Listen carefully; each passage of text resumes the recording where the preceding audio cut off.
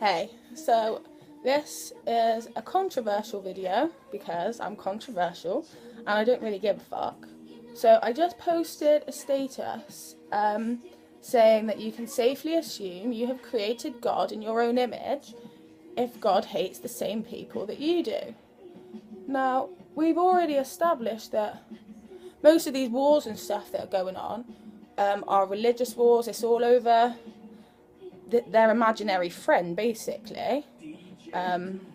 So we've got all these different, I think, what is it? We've got 6 or 7 major religions on this planet, okay?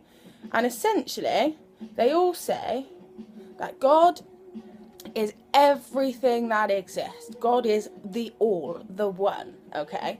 So if he's the one, yeah, and he's all that exists, and we exist, okay, naturally, we have to be made of God, because there is nothing else to make anything from, because everything that doesn't exist already doesn't exist, and we definitely exist. So we've all got the same one creator, yeah, and there's only one. We don't have multiple gods. People are saying, oh, your God and your God's different to my God.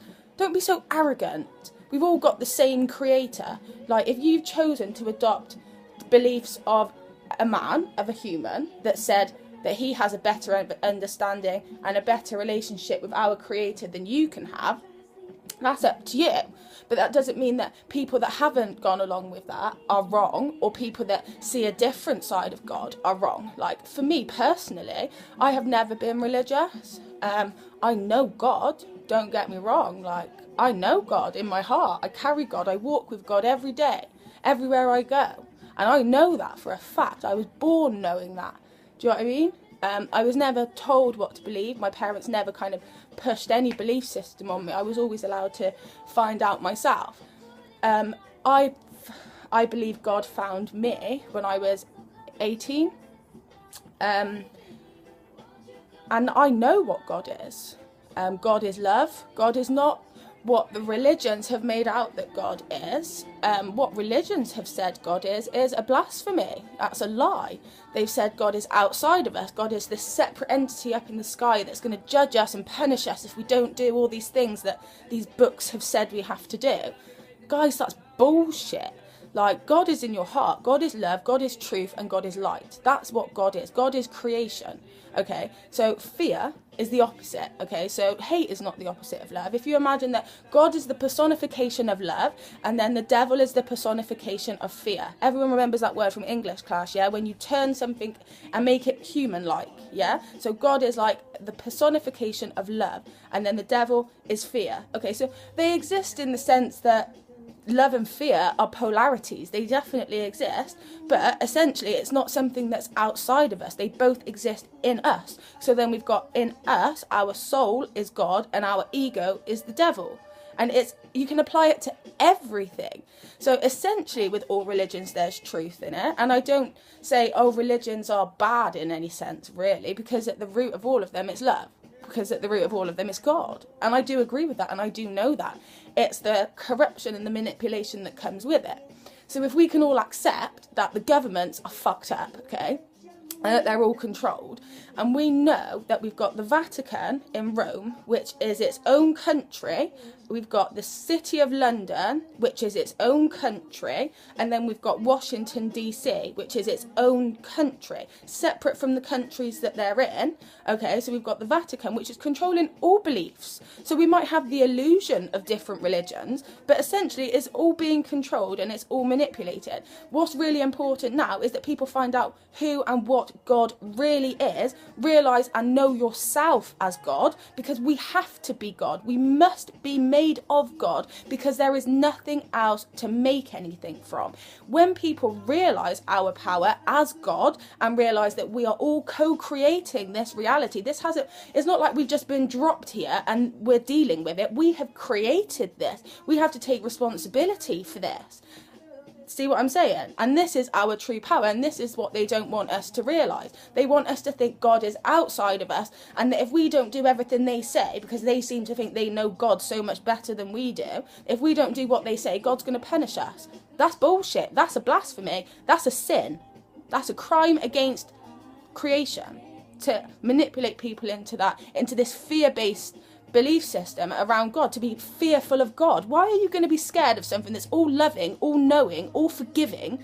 See what I mean? It's ridiculous. But when people have been conditioned from such a young age, God-fearing people, blah, blah, blah, oh, grow up. Like, I have had conversations with lots of different religions. Do you know what I mean? And I'm not against religion. I just think religion is for people that haven't had their own experience of God and actually found out firsthand what God is and who God is and how it works. Because God is the universe. To me, everything that exists is the universe, and it's forever expanding and it keeps on growing, okay? These gods of the Bible and gods of religion, it only accounts for the earth. God only created the earth. So what about the rest of the fucking shit that's out there then? Do you know what I mean? What happened? How did he create Saturn and Uranus and Pluto and all the other solar systems and all the other galaxies? Like, religion is too small for my universe, as far as I'm concerned. It doesn't answer any of the questions that I've got. The closest answers I've found are in quantum physics.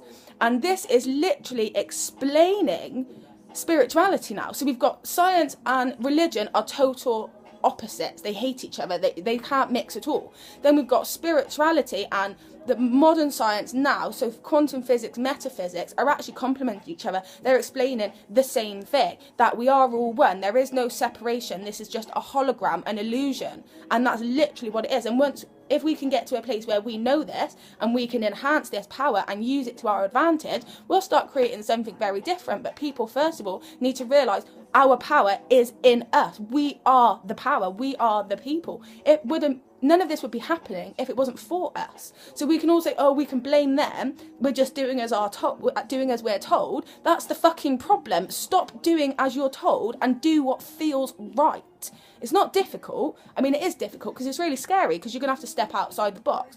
I've always been pretty rebellious, so I quite enjoy not doing as I'm told.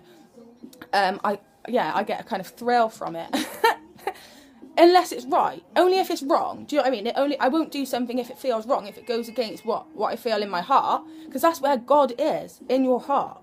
And I've been saying this for ages and ages. And the only people that agree with me are scientists. No religious people will really agree with me.